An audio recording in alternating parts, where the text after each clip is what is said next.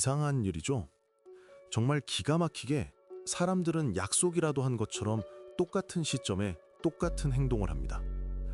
모두가 이제는 사야 한다고 외칠 때 실제로 대부분의 돈은 거기서 증발했습니다.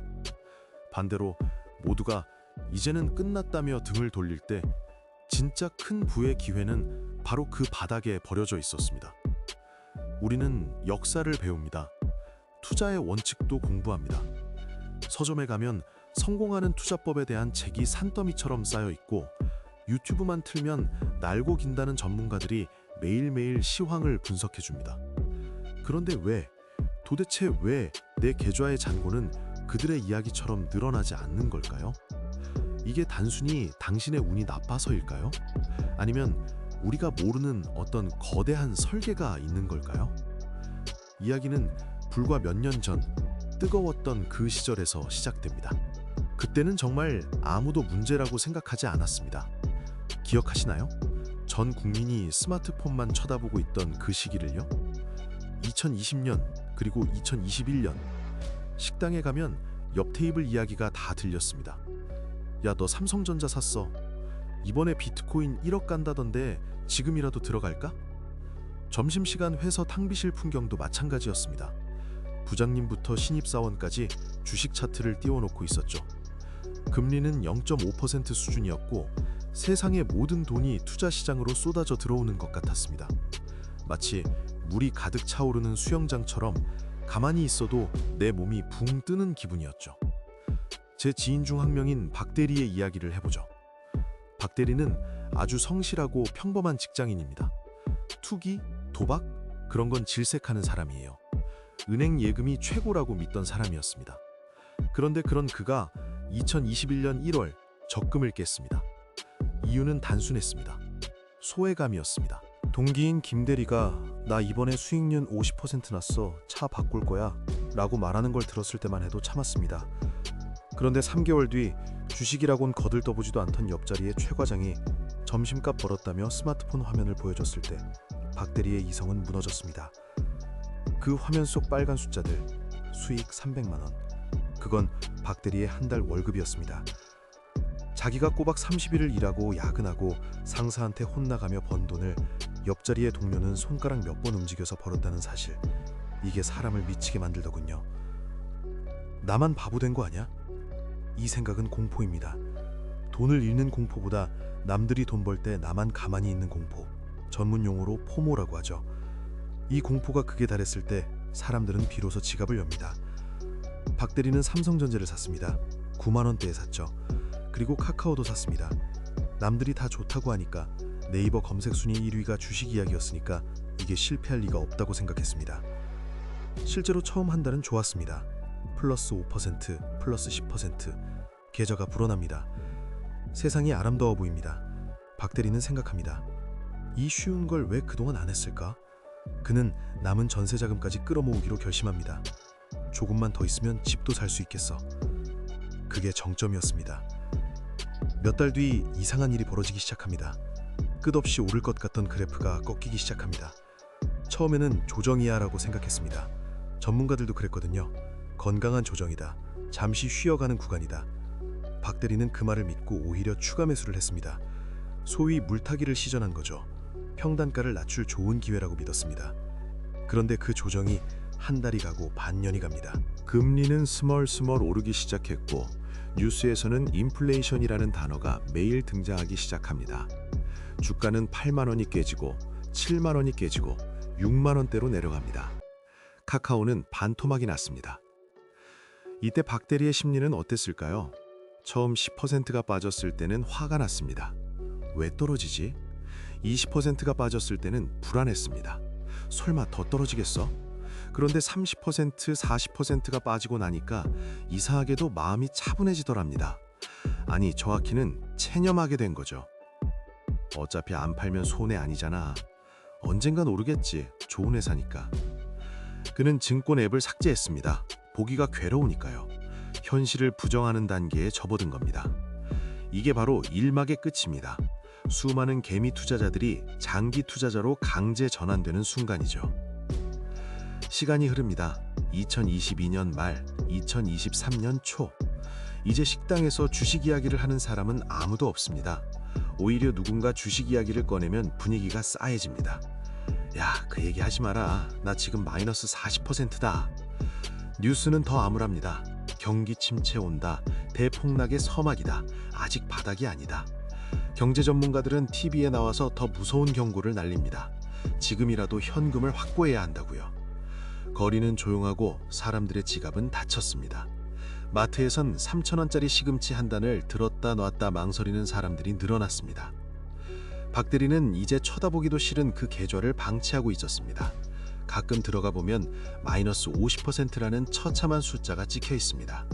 그 숫자를 볼 때마다 그는 다짐합니다. 다시는 주식 따위 하나 봐라.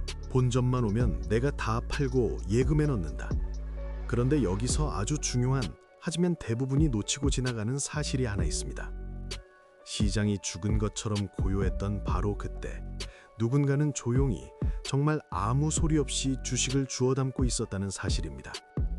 뉴스가 공포를 팔고 개미 투자자들이 욕을 하며 시장을 떠날 때 소수의 사람들은 환희에 찬 비명을 지르고 있었습니다. 그들은 알고 있었거든요. 모두가 팔 때가 가장 싸게 살 수 있는 유일한 기회라는 것을요. 왜 우리는 이걸 머리로만 알고 실천하지 못하는 걸까요? 여기엔 아주 본능적인 이유가 숨어 있습니다. 인간의 뇌구조 때문입니다. 우리의 뇌는 고통을 기쁨보다 훨씬 크게 느낍니다. 심리학자들의 연구에 따르면 100만 원을 벌었을 때의 기쁨보다 100만 원을 잃었을 때의 고통이 약 2.5배 더 강력하다고 합니다. 그래서 주식이 떨어질 때 그 공포감은 우리의 이성을 마비시킵니다. 지금이라도 팔아서 건져야 해라는 생존 본능이 발동하죠. 그래서 바닥에서 팝니다. 가장 싸게 팔아버리는 겁니다. 반대로 주식이 오를 때는 어떨까요? 도파민이 분비됩니다. 흥분되죠. 뇌는 이 쾌락을 더 원합니다. 그래서 비싼 가격인데도 덥석 삽니다. 더 오를 것 같으니까요. 즉, 우리는 본능대로 행동하면 필연적으로 비쌀 때 사서 쌀 때 파는 완벽한 손실 구조를 갖게 됩니다. 이 본능을 거스린다는 건 굶주린 맹수 앞에서 밥을 먹는 것만큼이나 어려운 일입니다. 자, 다시 이야기로 돌아와서 최근을 한번 볼까요? 어느새부턴가 뉴스가 바뀝니다. 경기 침체라더니 생각보다 견조하다. AI 혁명이 시작됐다. 챗 GPT가 나오고 반도체 관련주가 다시 꿈틀거리기 시작합니다. 엔비디아라는 회사의 주가가 천장을 뚫고 올라갑니다. 박대리의 주변이 다시 웅성거리기 시작합니다. 처음에는 의심했습니다. 에이, 저러다 또 빠지겠지. 내가 한 번 속지 두 번 속냐? 그런데 한 달이 지나고 두 달이 지납니다. 신문기사 헤드라인이 바뀝니다. 역대 최고가 경신, 다시 돌아온 불장. 지난번에 주식 때문에 와이프한테 혼났다던 최 과장이 이번에는 웃으면서 커피를 쏩니다. 내가 말했잖아, 2차 전지는 간다고. 박대리는 혼란스럽습니다. 자기가 가진 주식은 아직도 마이너스인데 세상은 또 축제 분위기입니다. 배가 아픕니다. 아니, 배가 아픈 정도가 아니라 불안해지기 시작합니다. 이번에도 나만 돈 못 버는 거 아니야? 이번에는 진짜 찐 반등인가? 그는 2년 전 삭제했던 증권 앱을 다시 설치합니다. 로그인을 합니다. 그리고 생각합니다. 지금 들고 있는 거 팔고 지금 제일 핫한 걸로 갈아탈까? 자, 여기서 잠깐 멈춰보죠. 이 장면 어디서 많이 본 것 같지 않으신가요? 네, 맞습니다. 이야기는 다시 처음으로 돌아왔습니다. 2021년 초반, 그 고점에서의 상황과 놀랍도록 똑같습니다. 대상만 바뀌었습니다. 비트코인에서 AI로, 바이오에서 반도체로, 혹은 부동산으로. 테마만 바뀌었을 뿐 사람들의 심리와 행동 패턴은 끔찍할 정도로 똑같이 반복되고 있습니다. 대부분의 사람들은 여기서 같은 실수를 합니다. 확실해질 때까지 기다립니다.